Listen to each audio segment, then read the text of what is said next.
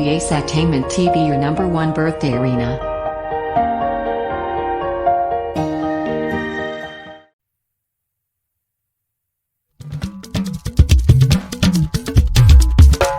Òní lọ́jọ́ ìbí Mr. Akínfẹ́mi, happy birthday sir. Bàbá ire tó bímọ ire, bàbá aláyé ire.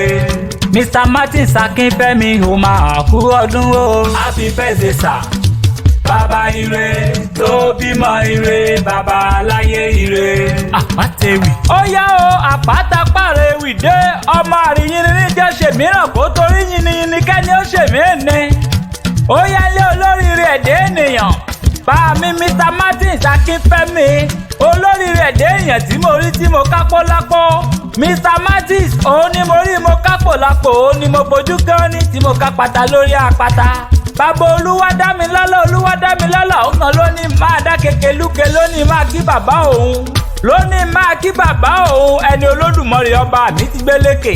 Ẹ̀bá láyè ní í ṣe léyìn Mr. Martins Akínfẹ́mi, ó yálé bàbá tó bí ọlọ́mọ, ìwọ lọ́mọ ẹ̀fà láàyè, ọmọ ẹ̀fà ẹ̀pẹ̀lẹ́, ọmọ olókè, òkè kó má láyè tìlé ogun, èdúlé, àwọn ẹ̀fọ̀ kú mòye, lọ́mọdé lágbàlúlé lóko, ibi ọbíni náà ṣe, ìmọ̀mọ̀ gbàgbé òlé, ọlọ́run la báyà, ẹ̀fọ̀ ìpẹ̀lẹ́, ọmọ olókè, èdúlé, àwọn ẹ̀fọ̀ kú mòye, ọba láyélú ẹ̀fọ̀n, ìwàràbà mẹ́fà kété, ìdí ẹ̀fọ̀n mú gbẹ̀ngbẹ̀ng, àkàndá ìlú Olódùmarè, afẹ́fẹ́ ẹbẹ̀ ìtuni lára, omi bẹ àmúfọkànbalẹ̀ ní, òun kèé járùn, ó jìnnà sẹ́lẹ̀fọ̀n, ẹ̀fọ̀n pẹ̀lẹ́, ọmọ olókè, èdúlé, àwọn ẹ̀fọ̀n kú mòye, ìyọ̀lẹ̀fọ̀n ń ṣe láwùjọ èrò, ùdáńdá ọmọ ní ààyè, ọbalú, èjìgàn, ẹmọ, ùsàjà, ùkàgbè, ùsòkan, ẹ̀fọ̀n ìdímú gbẹ̀ngbẹ̀ng,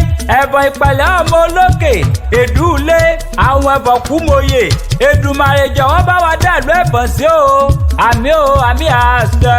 Bá mi Mr. Martins Akínfẹ́mi, ó kú ọdún ọjọ́ bí tòní, wàá ṣàmọ́dún lágbára lọ́wọ́ ọlọ́run ọba mi.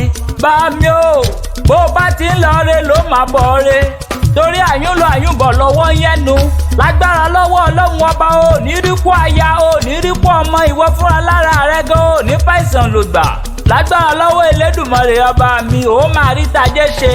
Mo kí ọ kú ọdún, mo kí ọ kú ìyèdún, àṣèyí ṣàmọ́dún, àṣàmọ́dún ṣẹ̀mí. Bóyin bá ṣe tó yẹn padà sínú kókó ogi, bá fẹ̀rẹ̀ bòjò bá ṣe tán fẹ̀rẹ̀ bòjò á padà sínú ìsàrẹ̀ tó kọ́lé sí.